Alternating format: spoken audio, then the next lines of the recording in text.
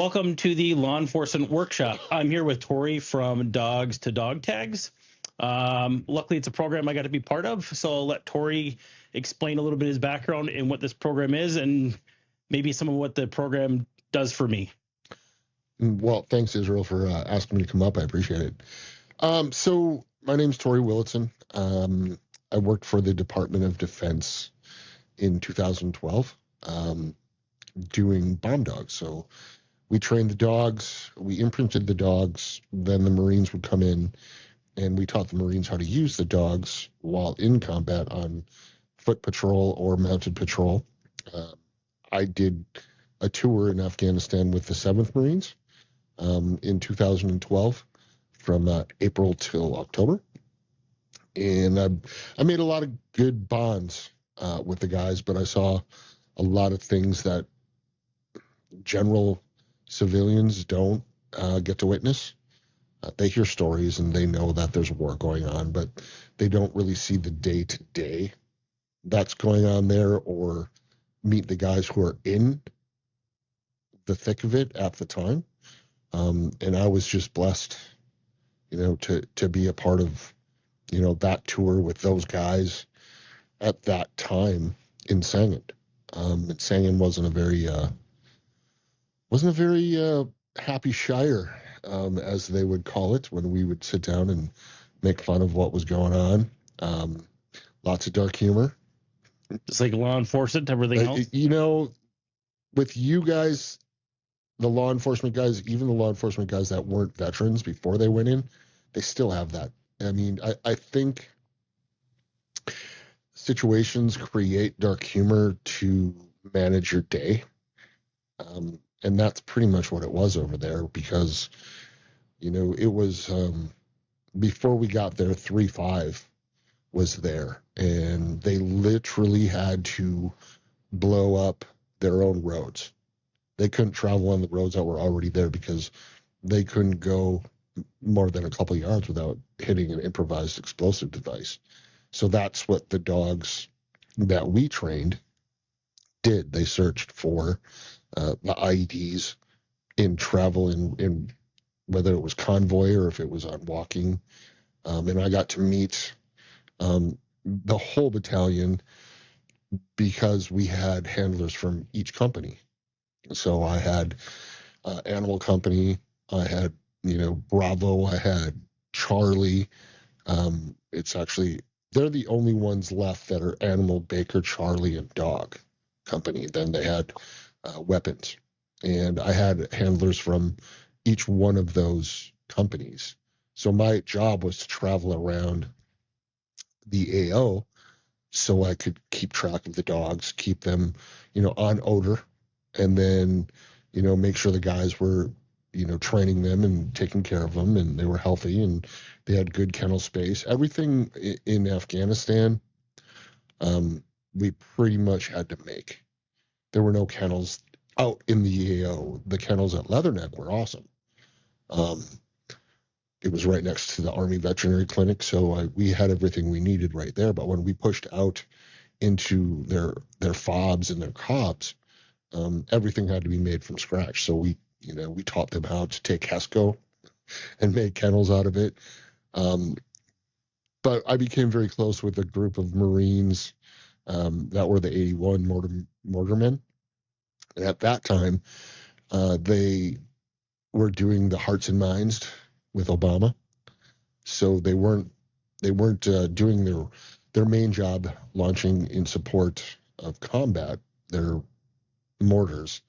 They were shooting looms and they were PSD and they were my personal security when I would go look at dogs because I was at a fob kind of in the middle, but further south in Sangin.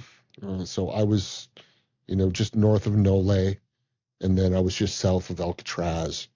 But, Shamshur was north of us. The Kajaki Dam was north of us. 3-5, before we got there, I we had one of our guys there with them, and there was a lot of, they got their asses handed to them. They really did. And there's a couple of guys actually from Sheboygan that were in 3-5. and that I know, and they went through some shit. So when we got there and we did the left seat, right seat, we kind of knew what was going to be going on when we got there. A bunch of the staff sergeant that was in charge of my 34 Marines that were the dog handlers, he went advon. So I kind of ended up having to take the Marines from March Air Force Base to Afghanistan without their leader. Basically, he was their staff sergeant, and everybody else was. I think we had a corporal, and the rest were lance corporals and PFCs. So by the time we left, I had known them for, well, they got there in November of 11, and we deployed from March Air Force Base on April 18th of 2012. So, I spent a lot of time with them in North Carolina, training them first. And then, they went back home. We took the dogs to Yuma, Arizona to get them certified at the Proving Grounds. And that was an interesting place. It looks just like Afghanistan in certain spots. Gonna say like a made up village in town. So Yuma Proving Grounds is like probably 60,000 square miles or square acres. Still, I would have to look at that again. I don't remember. I just wrote it down the other day. My short-term memory is not so good right now. Had a hell of a year. But anyways, so we would take the dogs to Yuma, and the guys that were our certification were from the ATF. So we went down there and certified under the ATF. The dogs had to prove they knew scent, they could hunt, they could locate it, follow the scent pattern to source. So it was all different. There were cars. We had blank cars. We had cars that were filled with odor. We had lanes that were basic walking paths, and they would plant odor in different places and switch it every day. Then it went back to the old school paint cans. That's right. They wanted to see the old school paint cans just to make sure the dogs recognized odor and gave us a versus visual. Right. So, I think the police department dogs and the Marine Corps dogs and the Department of Defense dogs are similar. We had a passive response. So I used all labs for the program we were in. The Marine Corps program was just black, yellow, and brown labs. We got them from all over the country. I mean, the country really pulled together on that part of it because I was headhunted. I worked for a field trial guy out of Princeton, Wisconsin by the name of Andy Attar. He is a brilliant dog trainer. He kind of mentored under Mike Lardy, who's a national, name in the field trial game, probably the best. Him. So Andy, Jim Venegan, Mike Lardy, all of the top trainers back in the day pretty much took what Rex Carr built, who was considered one of the first innovators of the electric collars.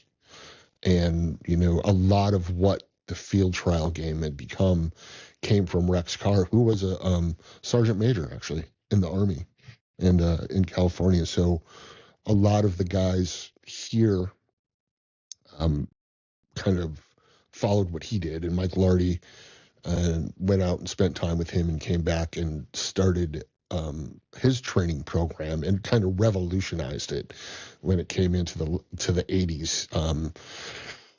He started a young dog program, and all of the stuff that we did with our military working dogs was based in the field trial game.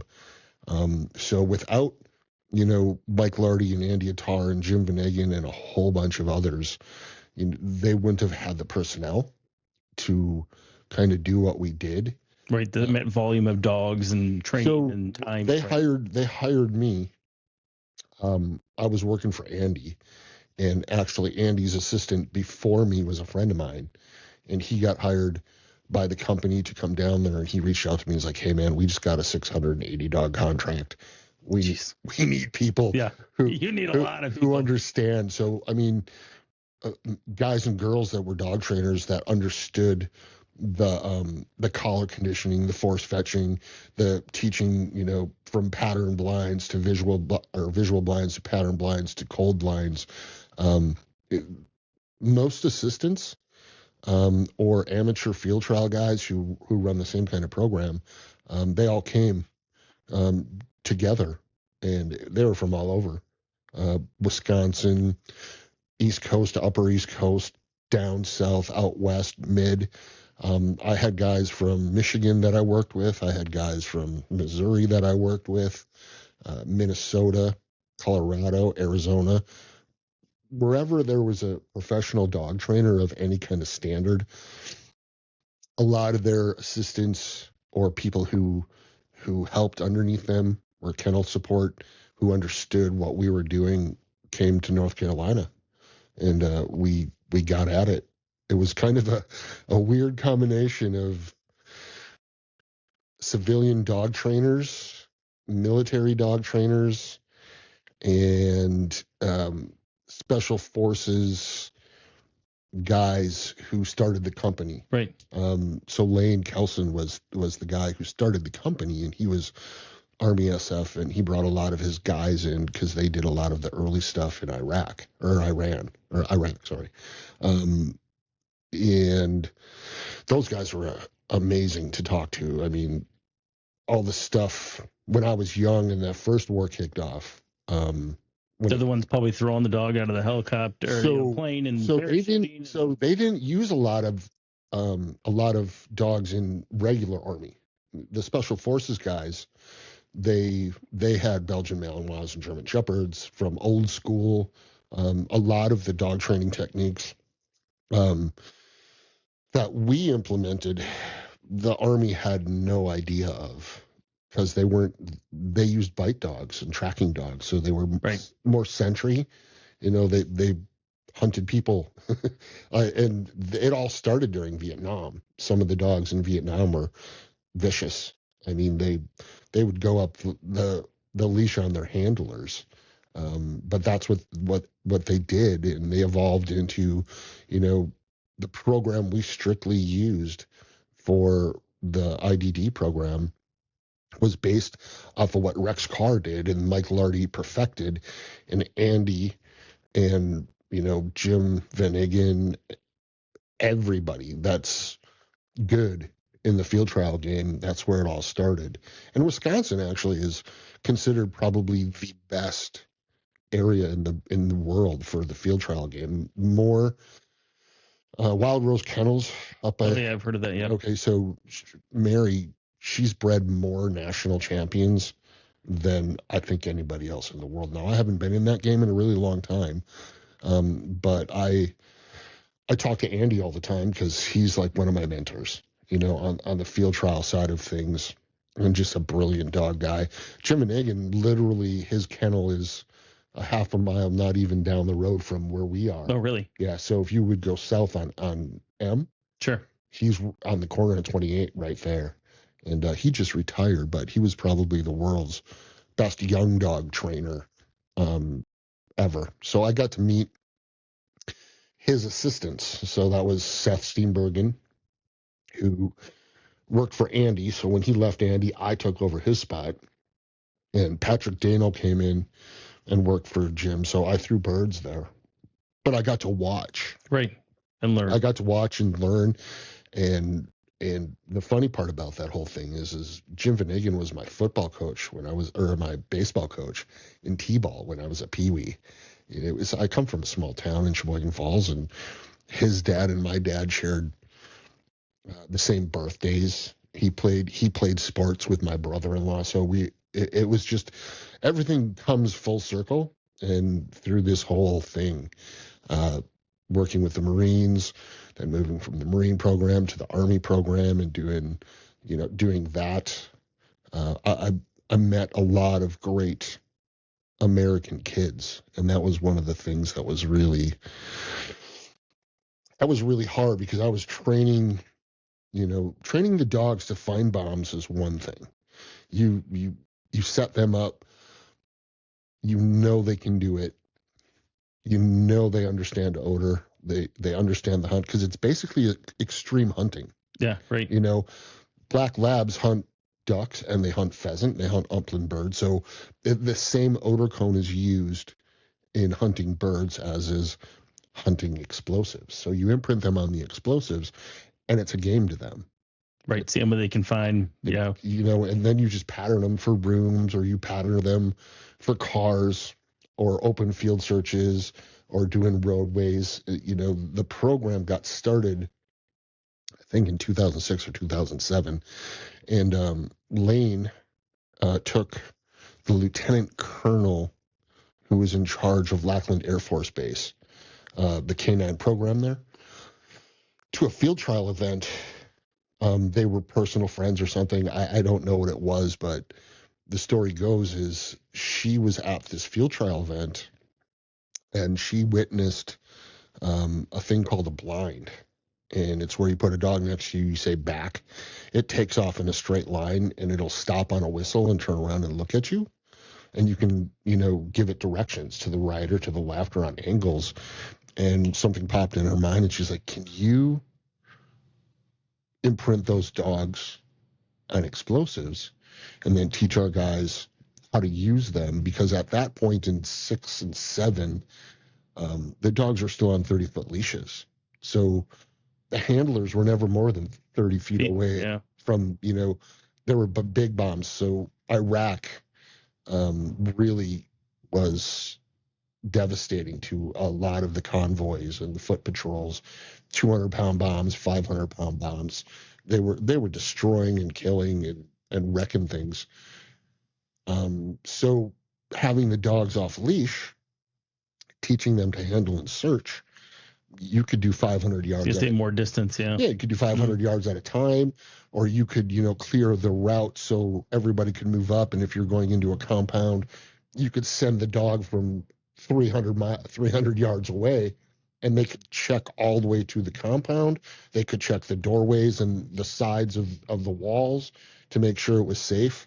And the dogs actually were the best preventer of setting off IEDs, because the dog would go, they'd find it. If they alerted, we'd call EOD. Right. EOD would come in and disarm it or get rid of it. Or if there was nothing there, the guys could walk freely and go into the compound and get the high value targets they were looking for, or check for weapons, or, a lot of the places maybe didn't necessarily have terrorists in, but they might have been storage spaces, right, for ammo, bomb making, bomb making, and it kind of rolled into, from 7, it rolled into the IDD program. General Army didn't know how to teach the dogs like that, because it just wasn't what they did. They, as awesome as our military is, they move really slow. Methodical. Well, they don't have the same kind of ability as civilians who are training dogs to try different stuff. Right. And that's what Mike Lardy did. And he built a compound of training dogs in Montello. And then Andy worked for him, and Jim Van worked for him. And these guys, when they were in college, in the summer, they would drive up. And Andy's from Indiana. Jim was from home, but they would drive up to work under him and throw birds for him and shoot birds for him, to learn under him. He started the whole young dog program in the force fetch and collar conditioning. I shouldn't say he started, he revolutionized it. And it's what's still used today.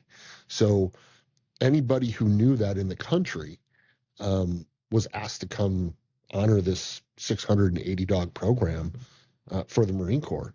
And it was one of the best. I got to meet so many good trainers from both military and from the civilian side of things. And it was really structured military guys from special forces, and then a bunch of heathens like us who came down there. But I mean, Bobby Lane was down there from the bite dog side of things. I got to meet him, and that was the best part because I never did bite dogs, never did tracking dogs. They were called the pointy ears, and we gave each other a lot of shit. I mean, that was no doubt. But two of my best mentors come from the pointy side because it's a whole different dynamic that you're being taught. And those dogs are so smart. I mean, labs are smart, but this is like a different kind of intelligence with a German Shepherd and a Belgian Malinois and Dutchies and Treverns. It was learning, they're fast and they're nippy. And if they're taught to bite, you always got to worry about that. They're some of the best dogs I've worked with in law enforcement, some of the worst ones too. Mm-hmm. I remember one time Belgians. Oh yeah. I wanted being new. They're like, want to put the bite sleeve on? I'm like, sure, why not? Thing pushed me back 10 feet, and I was worried it's gonna chew the crap out of me, right? Oh yeah. Or we're searching for a guy one time, and canine handler up in Brown County named Tony Tash had a bite dog, Belgian, just nut job, great handler. Yep. We're searching for this guy in this house, and I went to a second, kind of like one of those garage room. It's not a full story, but like a 3/4 story roof on top of like a bathroom, in a tall garage. And I'm up there, and I'm like, no one's up here, Tony. And Tony's like, wait, throw the dog up. I'm like, no one's up here. And all of a sudden, I see this Belgian flying through the air, coming to this thing, and I'm like thinking to myself, I'm the person that's gonna bite. So I quickly jumped off that 3/4 story. Oh, he probably jumped off right behind you. No, he stayed up there. Oh, and Tony just started laughing, and I'm pretty sure he did that on purpose just to see what I'd do. So Belgians, I learned my lessons in that. Those are the guys I see flying out of the plane, parachuting or rappelling out of a line and wearing the goggles and going in with special forces or SEALs or something like that. That's what I envision them being. And that's pretty much what they were. And we'll get into that later. I'm going to finish the IDP stuff of it. So it was a great mixture of dog minds from all over the country mixed with the military for an amazing reason. A lot of the people, including myself, we like dogs more than we like people. But the general consensus is our country needed us, and we stepped up and went down there and did it because of the young Marines and Army guys who needed it. Right. I grew up in a very patriotic family. My dad was in the Air Force during Korea. His uncles, they were, in World War II. One of them actually spent like 170 days in prison camp in the Pacific. So we kind of grew up. My grandfather had 13 kids. So family picnics they were all hunters. So we grew up with black labs and yellow labs and all sorts of hunting dogs at every family picnic. And the adults would go play cards and drink beer, and they would leave the dogs to babysit us because the dogs were just always there. They followed us around. They made sure we didn't get in trouble. They made sure no one was able to get close to us. So I grew up from a really young age watching my uncles and my dad's uncles hunt, duck hunt, pheasant hunt. They all had dogs. So it was just one of those things. It was a natural evolution for me. And then, watching Jim and Egan's assistants and learning from them, I got my own dogs, and then I started guiding hunts. I guided hunts at Highlands. I guided hunts at River Wildlife in Kohler. Then, I started training a couple dogs for people, and it was kind of a hobby thing. It wasn't really a job until I took the assistant job with one of my buddies, Pat. He's like, hey man, what are you doing for the winter?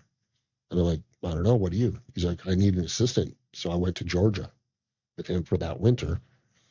And he had a truck full of dogs, and I got to learn more. So it's just the evolution. While I was down there, I met another guy from Dover who was like, hey, what are you doing for the summer? Right, just making connections all over. Yeah. What are you doing for the summer? So, I got a little more free with him in Dover because I stayed on the kennel property, and it was so when you're a dog person, it's not I'm a dog person, it's a lifestyle. It has to be. It's not people will understand this. If you're a farmer, that's a lifestyle. You don't have days off. You're always on. Right, just like dogs, yeah. And so when we have dogs, it's 24 hours a day, 7 days a week, and you don't leave on Friday at 5 and come back at 7 on Monday morning because the dogs have to be cared for. So it's not really one of those. Don't become a dog trainer if you don't want to not have a life. No days off. I haven't had a vacation in like a decade, dude. I finally just got to hire someone who's been volunteering for us for a year, and then kind of everything really good happened at the same time. We had 4 other people say, hey, we want to help out. They all are really good dog, knowledgeable, experienced people. So it's going to give me and Kate the opportunity to just train the dogs for dogs to dog tags, which is where I'm going to get to. But, the Marines were just one of those things. We trained all the dogs. We imprinted the dogs. Then the Marines came in from 29 Palms, which is a shithole. We'll get to that later, but what's the logistics on 680 dogs? I'm talking about food, finding the breeder. One breeder doesn't breed 680 at once. No, so before the first year, I was there from January, like 7th of 2000, and I went down, and at the end, just after the new year, and I started like the 7th or 8th of 2011.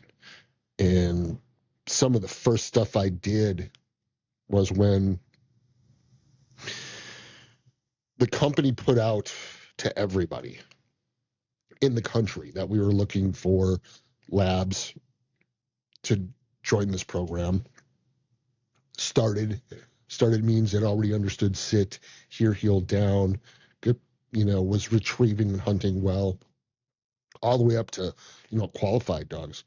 Who had been in, the field trial game, who were, able to run blinds already. So we had to run all over the country. I mean, they sent teams from North Carolina with dog trucks up the East Coast, up the Midwest, out. I went to Texas twice to look at dogs to buy. Find what you can and pick them up and come back. You get what you can, pick them up, come back. And we in that year, we got the numbers. I think we ended up with, I think we got 720 because they still had to pass certification. Right. They still had to pass on their physicals. They still had to, we were looking for that dog that was 6 months to a year old, or if they were older than a year, they needed to be under 2 but qualified already. So it made our job easier, but we had one. So we had the MPC kennels were just the pointy ear guys were, and then we had 1, 2, 3, 4 30 run kennels on each side. So there were 30 dogs on each side of each kennel. And when you pulled in, there was, every team had a dog truck and a trailer. And we had enough to take every dog out of the kennel every day to go out and train. So we were in Moore County, North Carolina, just outside of Pinehurst, and Southern Pines off the backside of Fort Bragg. But it's a huge patriotic area. It's a lot of farmers, a lot of old families who live there, who grew up there, a lot of pig farmers, chicken farmers, So everybody had, you know, space for us to train out in their fields. Otherwise, we could go downtown and train in warehouses. We had a couple of old chicken farms that had, it must have been worker lodging because it was like long one floor. Oh, sure. Yeah. You know, and it just was door upon door upon door. Yellowstone, but for chickens. Exactly. It was just, it was really good. We did some really good work down there. And we saved a lot of lives. But like I said, I went to Afghanistan with them, and I kind of saw a side of war that no one really gets to see unless you're involved with war. There's a lot of things that happen there that, you know, I lost a couple of dogs. One of my handlers, the reason I started Dogs to Dog Tags, he was blown up on a night patrol with his team. He's a double amputee, one above the knee and one below the knee. One of his brothers from that patrol is a double amputee as well. And two others and a Terp were killed. And it happened like just a few hours, 10 hours after I was there certifying him. And Chris was like, hey, man, I got some really bad juju feelings about this. And what do I say? You know, right. Like, hey, it's the same day until it's not. And it wasn't. They weren't supposed to go on a night patrol, but they did it anyways. And they ran into a daisy chain. And one guy got hit, and the rest went running in and stepped on the rest of the pressure plates, and boom, boom, boom. Was woke up the next day by one of my dog handlers, like 6 o'clock in the morning. He's like, hey, staff sergeant needs to see you at the bum's tent right now. I'm like, who was it? I knew what happened. We were literally, Sangin isn't that big. And I was at Sabit Gadam, which became Jackson, because the Brits had it before we did. And Chris was at Nole, which was just down the road, and you could hear explosions. Sure, yeah.